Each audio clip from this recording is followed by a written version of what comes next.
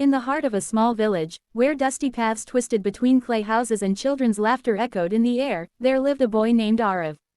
He was frail in body, yet his eyes held a spark that no one could dim. While others saw his weakness as a limitation, Arav saw it as a challenge, a reason to grow stronger in ways people could not measure with muscles or height. Arav's village often faced fierce storms that toppled huts and ruined crops. Each time, the villagers would rebuild, but slowly, weariness crept into their hearts. The younger ones dreamed of escaping to cities, while the elders murmured that fate had cursed their land.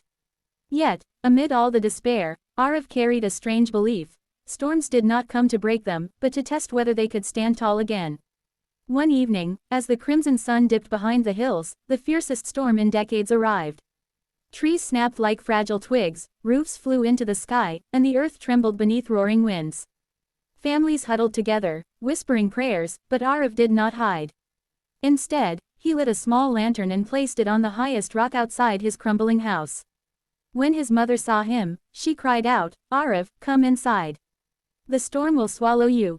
But Arav only smiled. If the storm sees a light that refuses to go out, maybe the people will remember we are stronger than fear. Hours passed. The storm screamed louder, but the tiny lantern burned on. By dawn, the destruction was immense, fields were flattened, and many homes lay in ruins. Yet, when the villagers stepped outside, what caught their eyes first was not the wreckage, but Arav's little lantern, still glowing bravely against the gray morning. People gathered, murmuring in awe.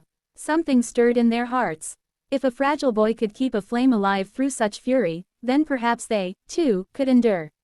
That day, instead of crying over losses, they began rebuilding with unusual determination. Arav, though weak in body, became the strongest among them, not by lifting stones, but by lifting spirits. Years passed, and Arav grew into a young man. His body never became robust, yet his spirit made him a pillar in the village. Whenever despair returned, he reminded them of the lantern. Storms are temporary. Strength is eternal. But Arav's true test came one fateful summer, when a fire swept through the forest surrounding the village. The flames spread rapidly, threatening to consume everything. Panic overtook the people, for water was scarce, and the fire raged like a beast no man could tame. As the villagers prepared to flee, Arav stood firm. He took the same lantern that had once defied the storm and filled it with a new flame. He held it high and shouted, "If fire can spread, so can courage. If fear runs, it grows. But if courage stands, it multiplies." Inspired, the villagers followed him. Together, they formed lines, carrying buckets from the distant river, stamping out sparks, and creating barriers. Many stumbled, many faltered, but Arav's voice never wavered. "We are not here to surrender," he cried. "We are here to rise." By dawn, the fire was contained. Exhausted but unbroken, the people looked around at what they had saved.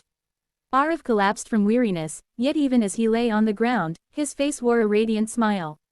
The village declared that day as the festival of the flame. Every year after, they lit lanterns to remember that one boy's courage had taught them to never yield. Arav himself lived a long life, not in wealth or luxury, but in the unshakable joy of knowing that his spirit had outlasted every storm and every fire. Long after he was gone, travelers who passed through the village would see lanterns glowing in every window, every night.